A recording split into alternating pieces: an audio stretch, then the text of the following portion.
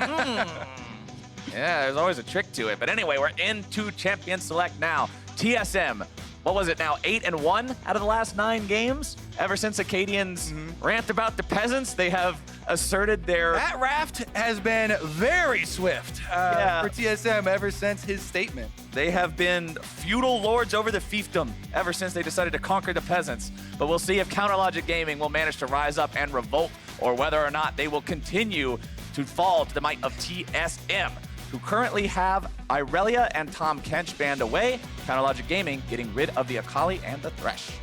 All right, a couple of cross-map plays being taken off the table. I always like seeing that Tom Kench ban when you're looking for a split push strategy if you're not willing to first pick it, and that has been the bread and butter of TSM with this Broken Blade Acadian edition. It's been a lot about split pushing, so we'll see if it does come to that. Another one that rises in priority if the game does go that way is Nocturne, of course, from the jungle. You can have a lot of that extra support for picking off solo laners when they're a little bit too far up. All right, final bans. Jace, Galio off the table. TSM get first pick here or this time around. Let's see what they want to go for on this one. 10-5, their current record.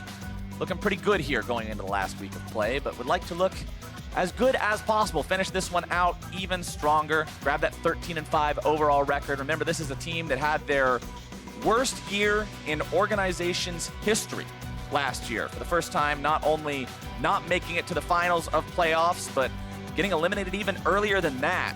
Really looking to bounce back this time around. So far, they've had some impressive plays this split with the addition of new members to the roster, and would love to finish this one out strong. I like this here. Smoothie has been such a standout player for TSM, especially in the last few weeks with this addition of the roster. CLG threw 2 bans at him with the Galio and Thresh, so they first pick him the Alistar playmaking champion. He can make the calls, he can set up Sven slash Acadian in the bottom side of the map. That has really worked out for them so far this weekend. So it's something CLG have to keep on their minds. CLG will grab themselves the Rek'Sai here first and foremost. They're saying, all right, you got a powerful pick in the bottom lane. We're going to respond with a power pick in the jungle. See what else they want to go with. 7 seconds left to choose that next champion. Is it going to be CLG? We usually see people look towards the bottom lane. And sure enough, the Braum. Yeah, Braum, definitely a good answer for the Alistar. You can punish him sometimes when he comes for the all-ins. You put up the Unbreakable early and then try and throw some stuns on the way out after a pulverized headbutt combo is used. Once again, Rek'Sai, the most popular of these early game junglers. After the changes to her ultimates and Prey Seeker, a lot of quality of life has really improved. That killing combination. Ooh, interesting. Another Bjergsen Lissandra. This has been something where he has really played for other lanes, I have to say. You know, people ask for it for a long time, but especially on the Lissandra, he has had very good windows where he pushes up the wave, looks for a roam, sets somebody up for a big early game play. And he has also been quite good at engaging or creating space in team fights later in the game for them. Well, we're going to see Sven on the Callista this time around. We got to see him pop off on that previously, and it could definitely happen again here. I mean, this is a legacy champion for him ever since the Origin days with Mythy, where they got to semifinals. OG Niels. Exactly, the OG Niels Callista has come to play in North America, and that in combination with Alistar is a classic. Knockups upon knockups, you get crazy hard engage. It's a lot of early game oriented power where Callista can thrive on even a single item. Even before she gets a single item, has a strong lane phase, and they can look for dragon control, and a lot of the bottom side of the map should be where they want to create action. Counterlogic Gaming is going to go ahead and grab themselves a mid laner before the second round of bans can come through. They want to put Power of Evil on something that they feel he can really do some real work in this game with, and that's going to be the Syndra. Yeah, some signature champions. You think of like Orianna, Syndra, both of these ones relatively close there for Power of Evil, and that will have some long-lasting effects. The long range of Syndra stun is one of the biggest things that AD carry players have to keep in mind. Even though Callista can hop around if there are things close enough to auto-attack, the long range of Syndra stun can sometimes even outrange if you don't even have a target, so you can't make use of that extra mobility, and that can really set up a big turning point in a team fight if Power of Evil is able to find those. Plus, you have the added benefit of if you get vision control of Fog of War, that's a great pick tool. Speaking of range, TSM don't want to deal with the longest range AD carry in the game pretty much right now with the Ezreal. They'll take that one off the table. Ryze also going to be eliminated through bans. Zed and LeBlanc taken out by CLG. Yeah, CLG thinking that this Lissandra, very viable flex pick. Broken Blade could take it to the top side. They can move it around, and it could be a surprise Zed or LeBlanc from Bjergsen in the mid lane. They don't want to get role swapped on here and have the Syndra having to deal with an all-in assassin. CLG is going to respond to the power of the Kalista in the bottom lane by picking up the Lucian for themselves. Lucian Braum, one of those historic bottom lanes that has been very powerful, often capable of finding 2v2 kills without any sort of assistance from the rest of the team. Yeah, gotta watch the side steps here, but Lucian Braum is another classic. Quickly stacks up that Braum stun. I have to say, too, the level 1 invade is a possibility with this team. All right, Nocturne locked in for Arcadia, and that has been tried and true for TSM. He's gotten Baron steals with it. He's been able to really affect the rest of the map and look for a lot of high-value plays with the early ultimates. Well, both Vlad and Lissandra can go into either solo lane here for the side of TSM, so we've got some true flex, and the Counterlogic Gaming won't really know who's going where until the dust settles at that 20-second mark. All right, looks like we might have, oh, here we go, swap back to Nico. Now, Nico was hotfixed to a big nerf to the on-hit build, which is what everyone was spamming. But since a lot of the pros were spamming a lot of time on the champion during that stint where she had extremely high attack speed and extra damage on the W, they still have put in a lot of time on Nico, and the AP Nico build is also still viable, so it could be either one. We saw the AP Nico, the stats on your screen right now. We saw Nico one time so far this split. It was played by Broken Blade in the game where TSM were significantly far ahead of Cloud9 for the entirety of the game, then through at the end. So while the champion currently has a 0% win rate, yes, that is over one game, and it was a game they were actually in control of for most of it. But as you already mentioned, this is post-hotfix Nico. The attack speed got absolutely slaughtered. The on-hit build went from like a 58% win rate down to 49% after the hotfix nerfs. So likely expecting to not see that insane performance of when this champion was permaban status. Yeah, very well could be the full AP Nico, which can provide a lot of control for our team fights and does have good poke damage. The root got a very nice buff for Nico. It's so long now. It's a lot easier to use. Yeah, it's long, has better effectiveness on all minions that it passes through and everything as well. So check back in on Darshan, see what he goes with. But I see a press the attack. Yup, that is indicating on hit. He very well could still go with this on hits, and with that rune choice, if he keeps it all the way through, which he will, that's what we're expecting, and that is a split push style that he will be going with. We'll see how this works out for the side of CLG. Darshan split pushing, Darshan being that powerful 1v1er has worked out for this squad here before. People remember the Jacks. They remember the times that Darshan has put the team on his back, and they would love to end that, 1,064 days lost streak now that CLG has against TSM? Nearly 3 years is long enough, say the CLG fans. 1,064 LMFAO, Captain Flowers. That's a long time. It is a hell of a long time, but TSM would like to make it even longer here. We'll see if Acadian and Broken Blade and the rest of the TSM make it happen. Holy moly, that is an early flash. Oof. That is respect to the power of level 1 invades from a team with Braum, though. Yeah. Many people have been on the receiving end. You get hit with that slow, they come in with the auto attacks, the sun gets procced, and then you can't flash later. So Acadian, very, very cautious here. Flashes that thing early. They're not sure about the tracking of any of the other members. Those auto attacks can come very quickly and stack up that stun. Now it's going to be a flashless Nocturne versus a Rek'Sai. This is looking pretty good for the possible Rek'Sai early pathing here, because Darshan also gets a super deep ward that will see Acadian if he starts on this side. Also worth pointing out, Bjergsen is on the standard Aftershock Lissandra. Earlier today, we saw Huni play a Klepto Lissandra when he played it in the top lane. Oh, Darshan, that is mean. Oh, that's dirty. He's saying, look, you don't have a flash. I know you're going to be scared of this. I'm going to mess up your early clear because I'm not really losing anything by not rushing to top lane, considering you got to wait on the minions to die anyway. So a bad start for Acadian will slow down the TSM jungle early on. And Darshan doesn't miss any experience, will miss out on a single melee minion worth of gold, but 20 gold is a small price to pay for setting behind the enemy jungler like that and setting up Wiggly to move in and take the This move. is what I like to see. Jungling in the early game especially so much is a team activity. Darshan playing his part there to set up Wiggly for some more control.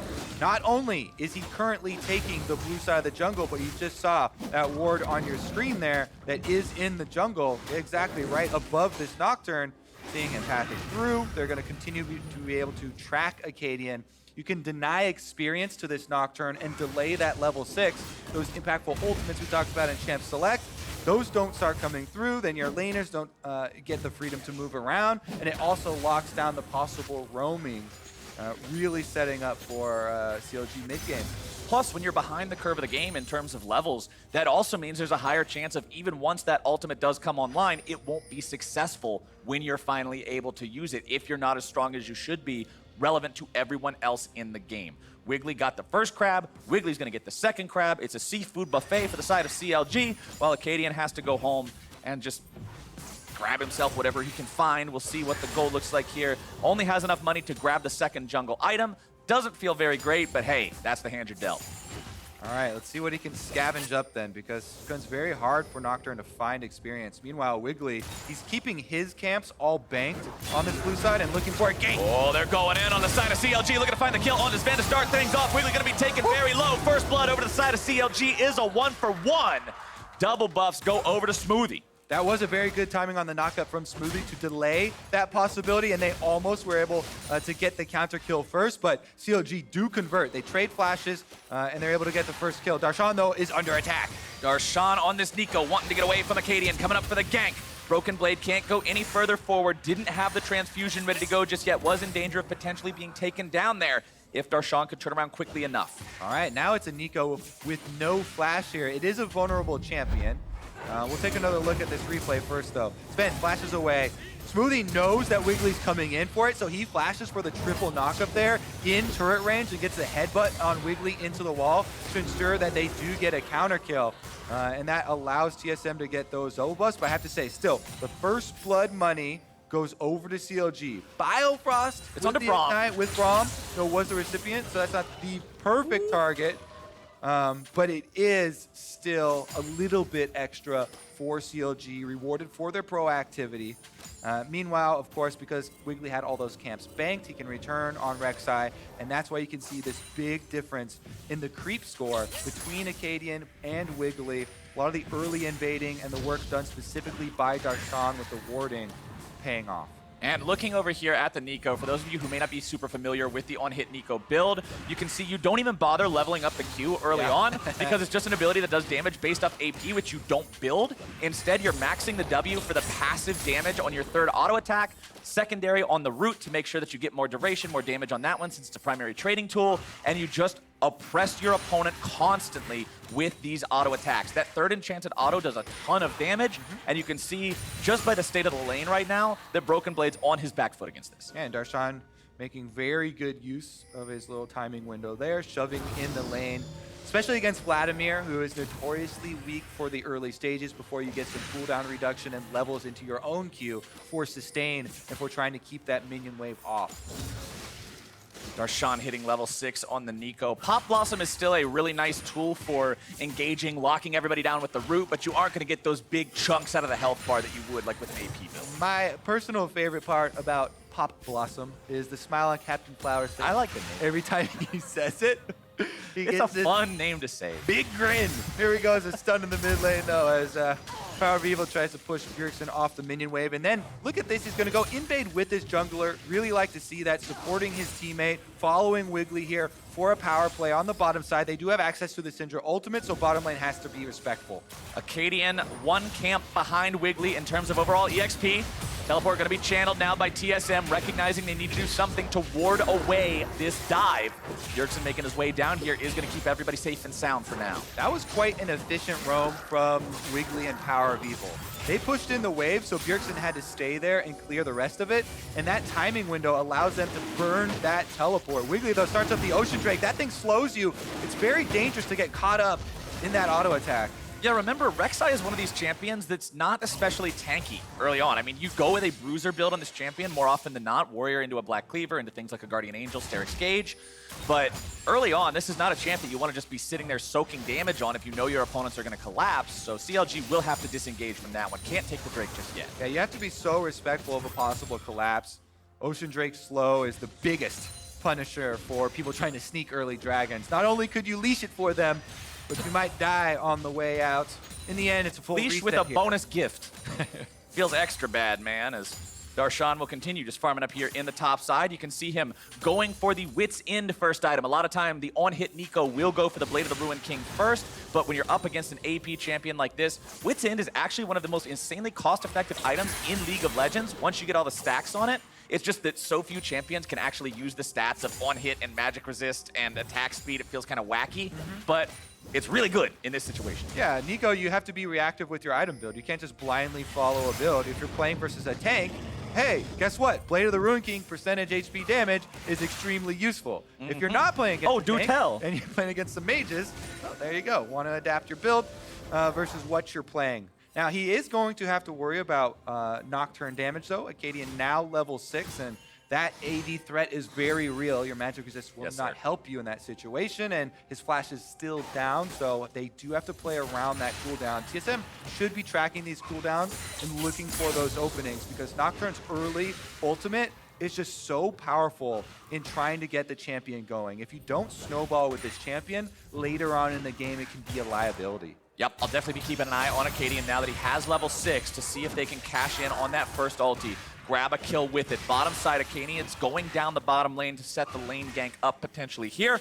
But you can see CLG moving up into the river, setting down some wards, maintaining control over this bottom side area. So Acadian's only path into bottom lane is really going to be that lane gank route. Setting up around the Drake here, they do have the Shuttle Crab vision, and CLG should be able to retain control. Looks like maybe a ward from Smoothie into the pit, but they don't have anyone in place. Second time's the charm here for CLG. They'll grab that one. Nice smite secure from Wiggly to make sure there was no cheeky steal over the wall.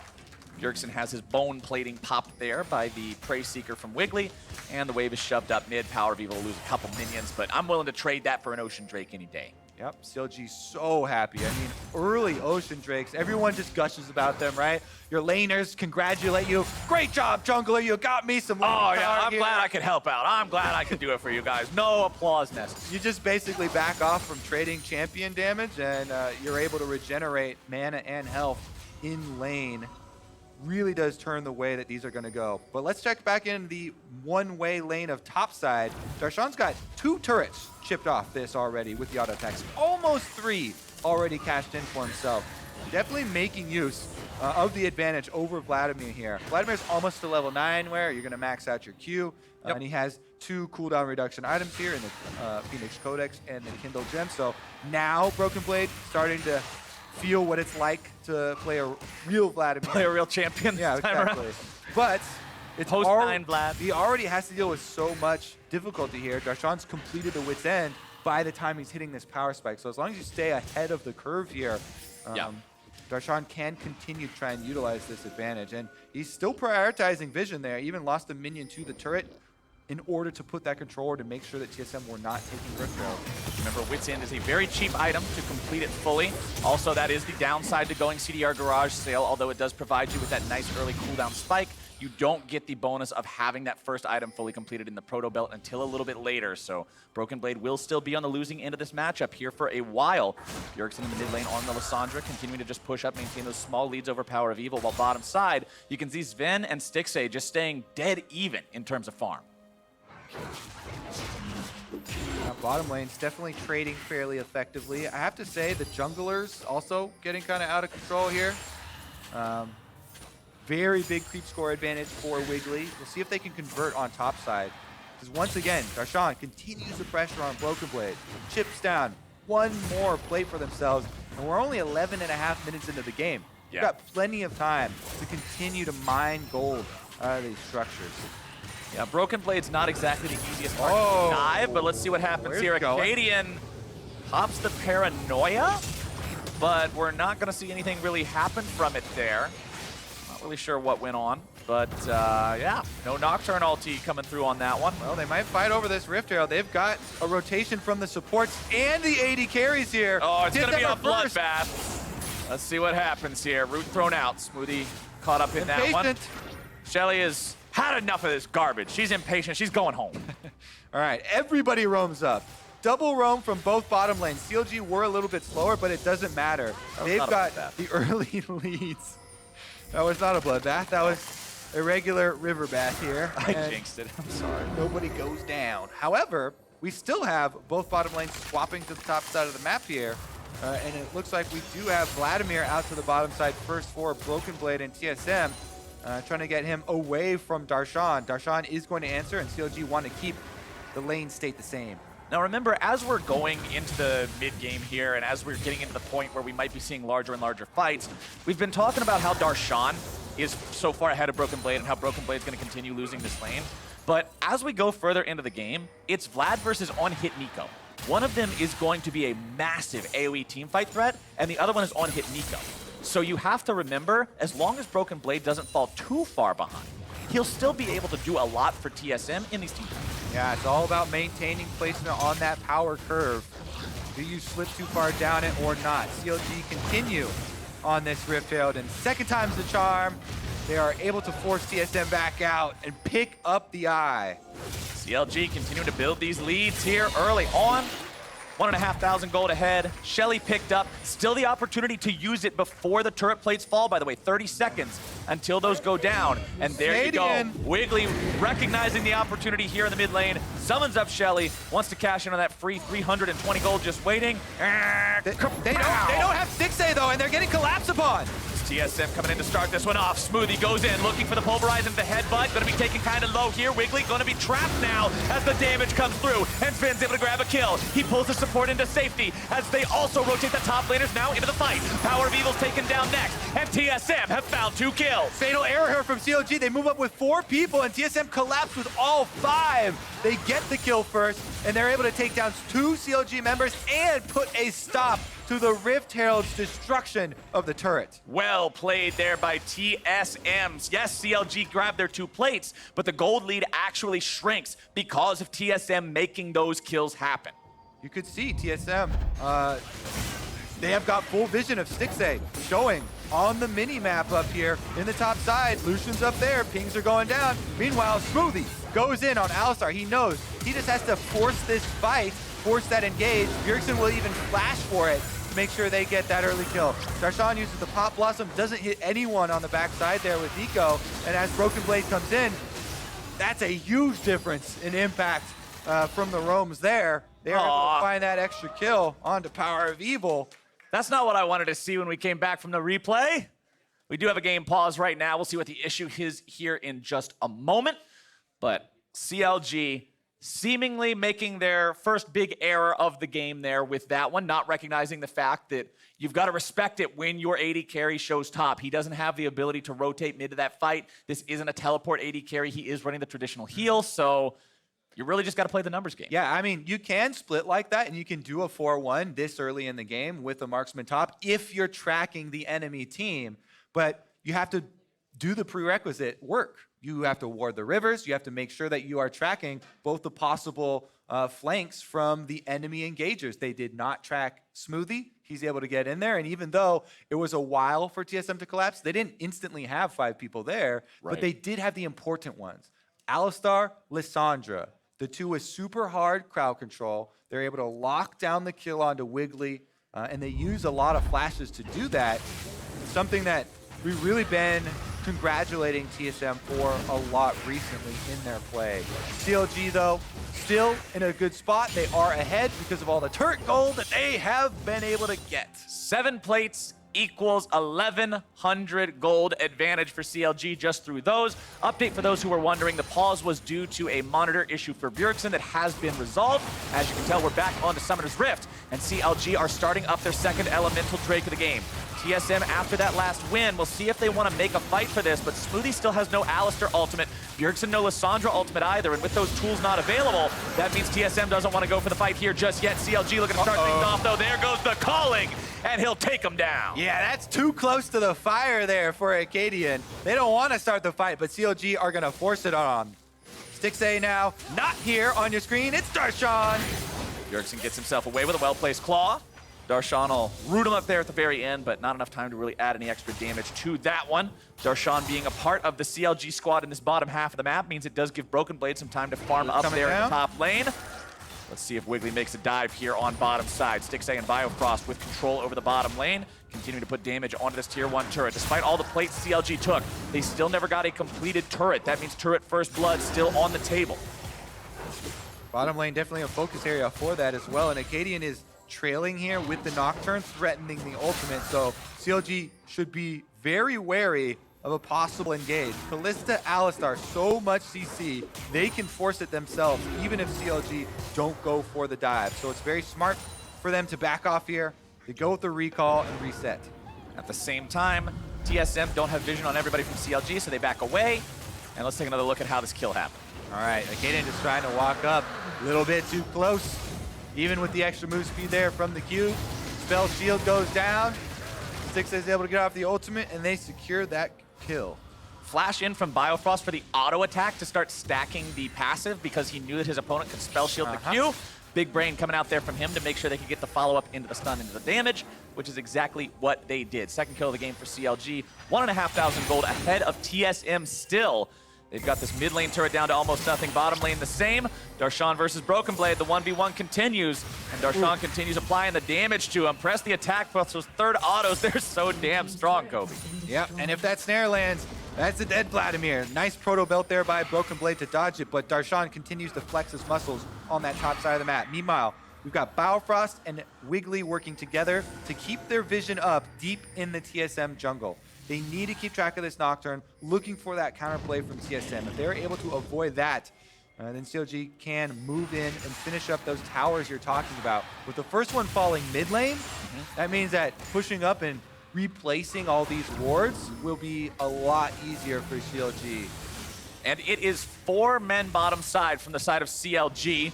They're going to notice that Acadian is top as soon as he shows up there to help Broken Blade try to take this turret down. Darshan's not going to go up there because he knows that's a death trap to walk into those two.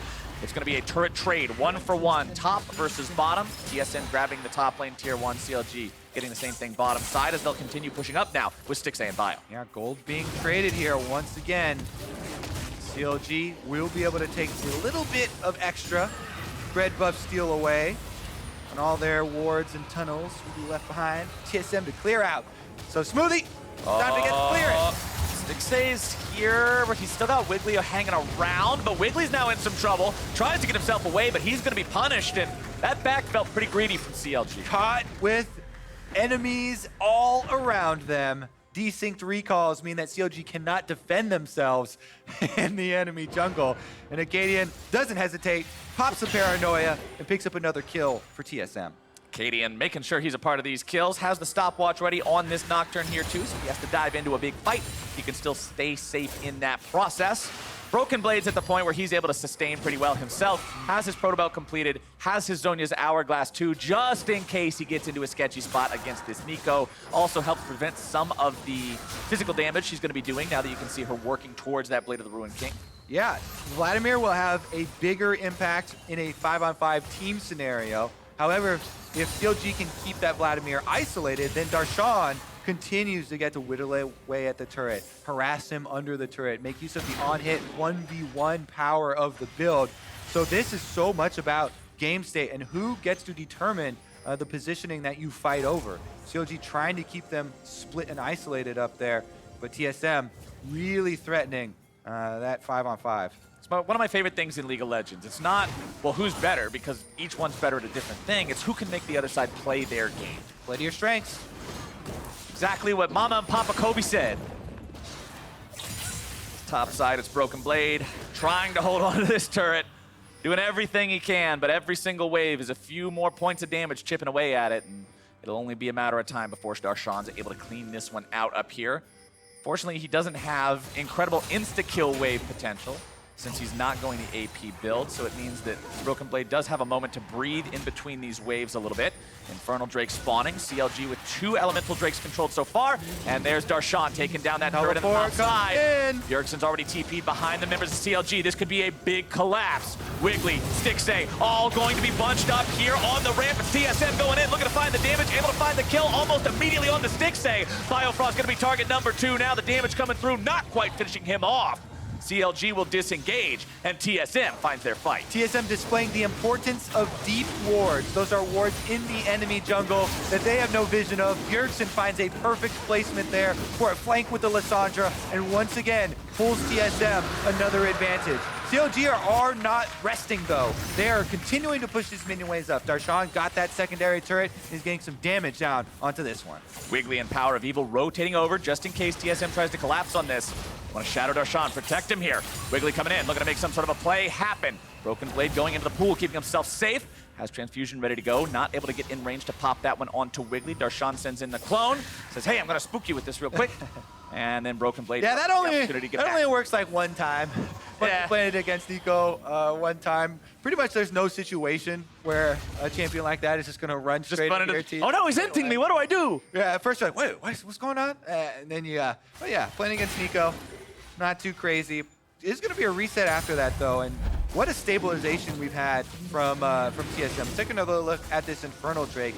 Controller does go down. CLG have no idea that Bjergsen got off that super deep ward until now. Rek'Sai does see with the extra ping going down there, but it's too late. Bjergsen's already in with the flash, and that Nocturne, Lissandra and Alistar combination has done so much work for TSM as they quickly find the kill and then pick up the objective afterwards. So CLG, let's see if they can get right back out to it. Darshan does still have his teleport on the Nico. He's been able to finish Blade of the Ruined King in addition to that Wit's End. So he definitely has huge impact with the on hit. And we'll see if he's able to continue to output pressure and split TSM apart. And while Wiggly has built himself up a very impressive farm lead over his opponent, died quite a few times here as well. Broken Blade taking a lot of damage from Darshan. These autos and roots coming out, forcing out the Hemo Plague from the Crimson Reaper. As Broken Blade's gonna have to just take the opportunity to heal up here off of those Krugs, and Darshan will back away. Nocturne, as we mentioned in Champion Select, is one of the biggest checks to a hard split push strategy. Even if it's just a 4-1, your 1 has to be careful about paranoia. It's a reason for the name. You can't press up without tracking that champion. That's true. Because you will get 2v1'd, and then it'll all be all about the outplay. Can Darshan actually 2v1 with the gold lead that he's accrued? Doesn't look like with these couple of items that would be a possibility. You can see there comparing the two junglers here on your screen. As Acadian has been a part of more plays for TSM. Wiggly died multiple times here for CLG despite getting that farm advantage through his early game lead that he got through top side there, forcing Acadian away and getting those crabs.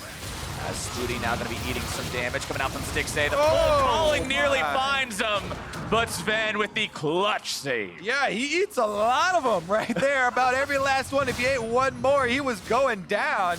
They do eventually burn that Fate's Call, though, and it's a huge teamfight cooldown for TSM. Maybe CLG want to press that opportunity, knowing that that big ultimate is not available to save Alistar. What will they do with that opening? Well, Darshan's going to just continue using this opportunity, saying, okay, I know that these guys don't want to fight in a big group now. I'm going to keep applying the split push pressure. Don't worry about it. CLG just also have to continue to respect the fact that Darshan is alone down here. They don't want to leave him to have to deal with that Nocturne if they can help it. Acadian, once again, moving towards this bottom side, and there you go.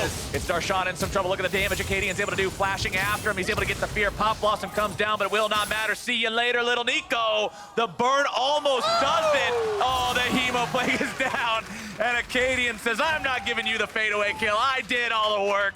Not enough paranoia on the side of CLG, and Acadian is finally able to pin down that split pusher. and the tables have turned. TSM now with 30 seconds with no Darshan on the field. I mean, when you look at the itemization for Darshan and what kind of a champion he is, he's a ranged damage dealer with full damage itemization. It's like Nocturne jumping onto a lone AD carry. This is Nocturne's dream situation. You want to go for that ulti every chance you get. Definitely true, and they're able to find it here. Will CLG be able to reset, though? 10 seconds left on Darshan, and the Infernal Drake is the next one that will arrive. 37 seconds left on this. Control Ward should be going down. You can see already Broken Blade behind the Dragon Pit trying to get TSM a bit of a head start. All right, TSM with one Infernal already under their belts means grabbing a second one would be a very large damage bonus for a team that has a high damage jungler and top laner, along with the traditional mid and AD carries. Broken Blade going into the Sanguine pool there to make sure he doesn't get tagged by the Winter's Bite as CLG will all head over towards the Drake Pit. We could see a real 5v5 here, Kobe. We're going to see Darshan try and push this lane into bottom as quickly as possible while the other members are keeping TSM pinned in this. There's 5 TSM members mid. Smoothie loses half his HP to Wiggly, but now Wiggly might be in some trouble. Goes into the ulti, trying to buy himself some time. Stasis now going to be following that one up. Biofrost and Stixay coming in to keep the jungler alive. Broken Blades there. Sanguine pool into the Tides of Blood, and Bjergsen grabs the kill. Wiggly taken out. Smoothie taken very low, but CLG's in some trouble. TSM are finding health bars all over the place. It's Bio down. It's Power of Evil into the Stasis. It's Darshan not able to buy the time. Power of Evil's out of there, and there comes TSM. They have done it! That is a full ace for TSM, and that means Baron plus Infernal Drake, they can take their pick. What was Wiggly doing? He's trying to trade onto Smoothie thinking he's alone, but the rest of TSM is right there, and Smoothie can set up the play. They force CLG to try to save their jungler, and that is a critical error from CLG that TSM is now incredibly rewarded for. Don't get another chance at that one. We always hype up how hard it is to execute a split push. 4-1, the 4 players in mid have a very difficult job of not getting engaged upon while you're getting your split push pressure. You cannot overextend. Here's how it happens. Wiggly goes in onto Smoothie, trying to chunk out this Alistar, but hey buddy, you've been able to chunk down this support. Friends. You've got no friends around you to follow up, and even with the stopwatch, Broken Blade flanks around the outside. He's able to cut it off. Bjergsen slides in for the kill, and with that, TSM also forced the teleport from Darshan. Then they follow up the hard engage. Bjergsen still had his ultimate. Acadian went right in there on the Nocturne, and a Guardian Angel is going to bring him back up. Sven kites around the edge of the pop blossom very effectively there, and they finish off the dive.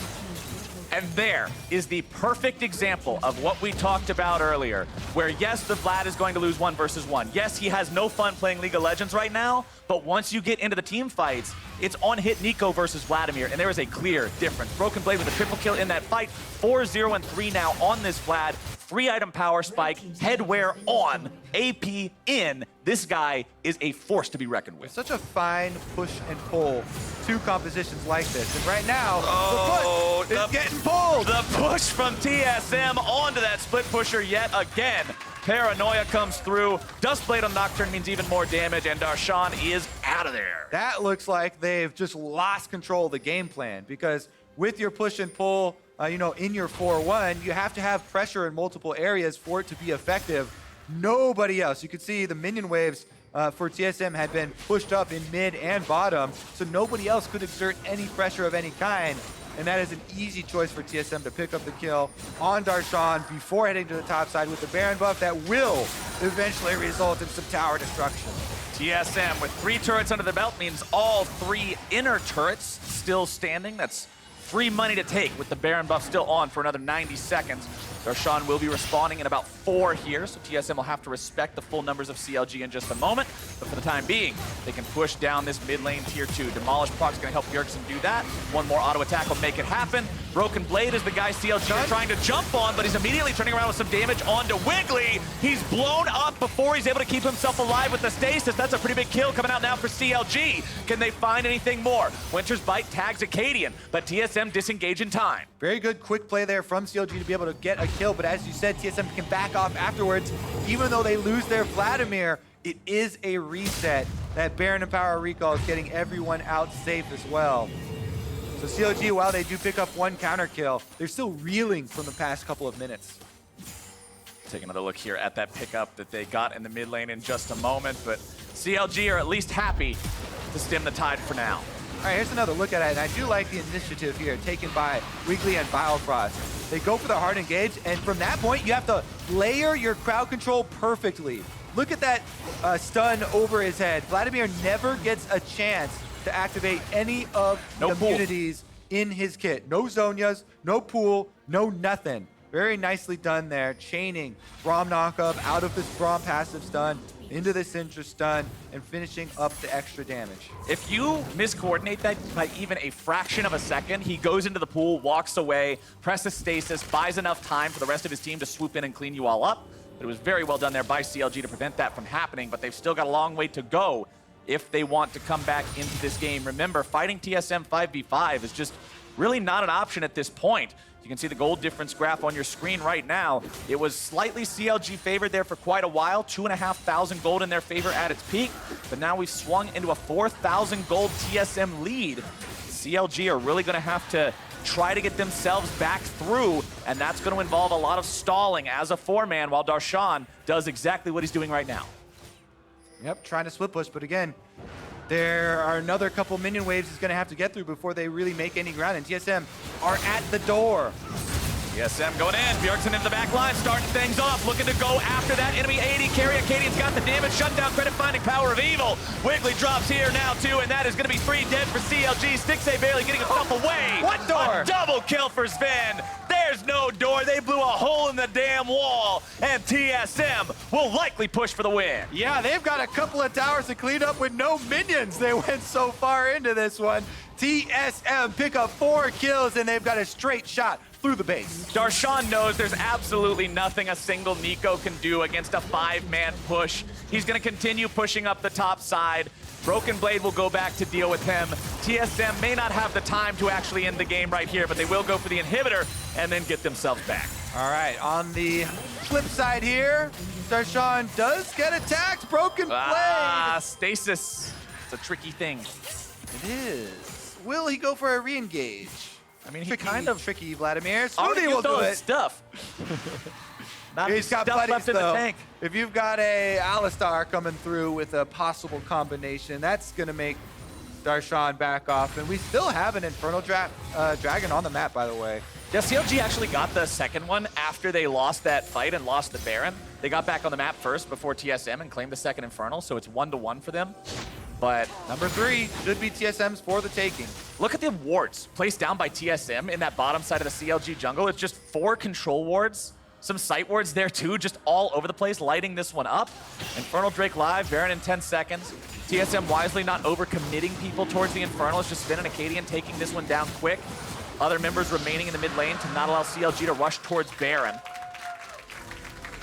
All right, now all that's left is the Baron area.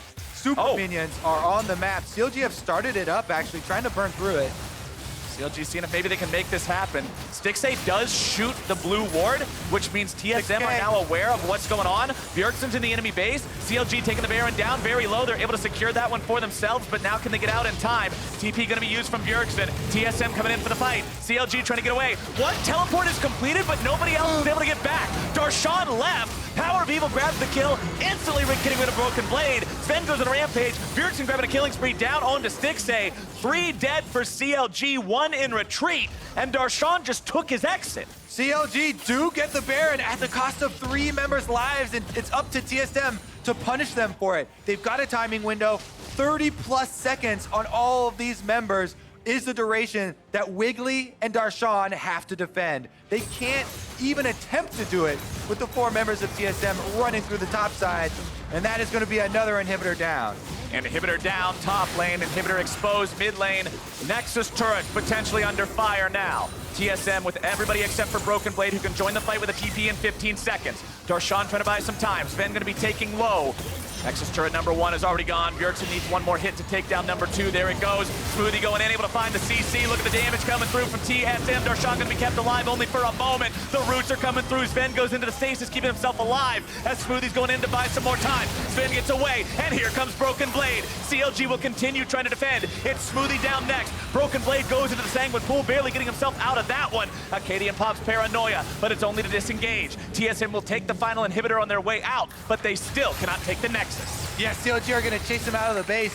3 inhibitors down, though, means that the destruction laid waste to CLG's base already. And it's just up to a reset here for TSM to return to the scene of the crime. TSM having taken everything on the map now except for that Nexus itself. Yes, they lose Smoothie. Broken Blade's not able to get in there and find that big team fight power he was looking for with the teleport. But this one is still heavily TSM favored, although CLG hope is not lost yet. They're holding on somehow. All right, here's another look at it. Darshan trying to fight them off, goes in, does get locked up with the Lissandra ultimate. Biofrost revives as Wrigley tries to take down Sven. He's got a stopwatch though. He's able to activate it just in time to avoid the Rek'Sai damage, and that is going to buy TSM more DPS time. Teleport does come in. CLG members are reviving though. And with the Baron buff empowering these minions, they chase TSM out of the base. They force the Nocturne ultimate. That being said, though, inhibitor destroyed on the way out, and CLG have a lot of work to do. Power of Evil is really trying to get Broken Blade out of these fights. He's recognizing that they can blow this guy up. Yes, he's got a big health pool, but there's no resistances on this Vladimir, so he's very vulnerable to the damage from the Syndra. We saw him blow him up in that fight outside the Baron Pit after CLG took that one before he was able to do anything again with the stasis or the pool, but it's just not enough so far. CLG still down 6,000 gold. They've got one Infernal at least. And you know what's very ineffective? Split pushing when super minions are inside your base. It's very difficult to get a lot of value. Smoothie's going in. Here comes your fight. They're able to find a lot of damage down onto Power of Evil at the start, and that is surely exactly what they need. It's 2 kills over to TSM. Make it 3. The claw comes out. Stixxay runs back. Wiggly's back into the fountain now as well. And the streak continues. TSM take down CLG.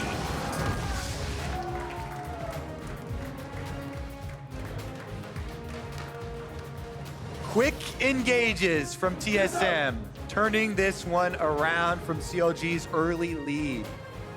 Quick engages, good flanks. Bjergsen always being there to make sure he's locking down that back line, applying some pressure in the mid game when things were pretty tumultuous when CLG had that advantage. And for a while, it looked like CLG had the game plan. But again, as you said, Nocturne, such an effective champion at shutting that down. And there was no way for CLG to get it off the ground the way things were going. Yeah, not able to keep track of the members of TSM for that collapse around the Rift Herald play in mid lane. Then not able to track the wards in their jungle. So Bjergsen gets a very deep teleport off and a flank around the dragon.